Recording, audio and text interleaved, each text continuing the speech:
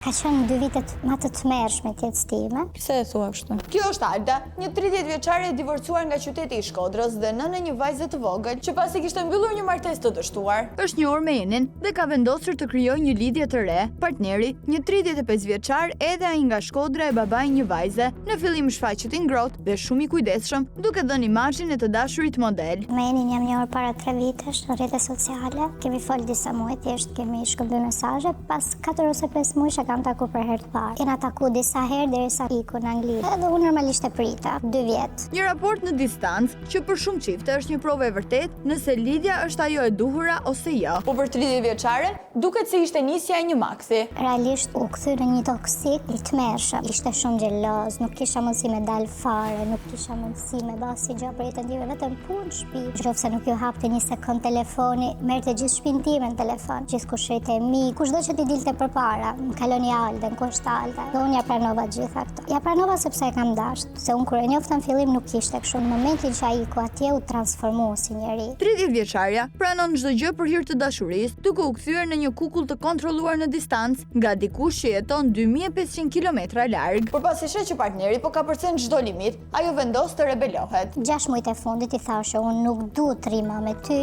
nuk du të flas me ty, të lutem shumë vazhdo jetën tënde, unë jetën time. Nuk pranote në asnjë lloj mënyre. Ti nuk ke ku shkon pa mu, ti do rish me mu. Këto biseda bëhen të përditshme dhe vajza, ndoshta edhe nga insistimi i vazhdueshëm i Enit, vendos ta takojë, po për shkak të mungesës së një vize në Angli, destinacioni është një tjetër shtet. Jemi takuar në Spanjë. Ai ka ardhur nga Anglia në mënyrë ilegale, unë kam shkuar nga Shqipëria atje. Unë që atje pa që me këtë person ka diçka që s'shkon. Nuk e kam ngacmuar fare në sensin që nuk e kam kundërshtuar, nuk e kam thënë asgjë gjë se tash në fund ditës unë kam marrë këtu. Do si të ndodhi kush do më gjej mua këtu. Pas këtij takimi dhe qëndrimit disa ditor në Spanjë, Që sipas vajzës ishte tepër i sforcuar, 30 vjeçari vendos të kthehet bashkë me partneren, ndoshta me idenë që nëse do të ndahej edhe një herë nga ajo, do ta humbte përfundimisht. këtu maksi i përjetuar nëpërmjet telefonit kthehet në një realitet të prekshëm. Erdhëm në Shqipëri dhe ishte dita e parë në Lezhë. Ai ikën në Shkodër, më tha mund të dalim për kafe dhe unë i thashë, sot nuk jam të dalë, se sot kam marrë në Shqipëri do të ri me gocën time. Jo do dalësh, okay, dola me pi kafe dhe i thashë, jeni unë do kthehem në shtëpi,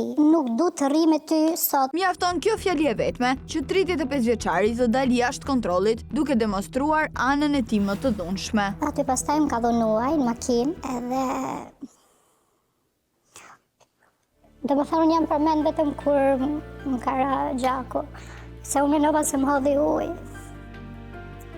Më ka marrë, më ka ndrumë, se isha bërë këtë gjak. Në realitet, çmenduria sapo kishte nisur, sepse pasi e kishte goditur duke e lënë në gjendje të fikti, ai vendos ta mbajte izoluar, nga frika se Alda do të fliste me dikë. Më ka vesh rrobat e veta dhe më tha që do rrim 4 ditë këtu në hotel, tha derisa t'ikin shenje. Thash po më kam gocën, do të thënë mu mbidin telefon shtëpis, nuk kisha si më hap kamerën unë mamit tim, isha komplet e nxime. Atë natë nuk i thash më asgjë. Ai fjeti sikur mos e panova asgjë. Unë isha të natën pa gjumë normalisht, mbi telefoni, jo thosha do vi mëngjes, do vi ma vonë. Kur u zgjun mëngjes, i thash, ka për vajzën telefon edhe më kërkon, duhet me ik. U mënova e mora me të mira. Edhe më çoj te shtëpia, po gjatë gjithë kohës rrite me mua. Në ikin shtëpia e mprit lagja, se kishte hallin që do më shohin shenjat, nuk e di, do i tregoj kujt. Duke parë që gjendja fizike e vajzës nuk është as pak e mirë, për më tepër që shenjat e dhunës janë të dukshme në fytyrë, Ai bën një veprim që na vën në dyshime se kjo sjellje me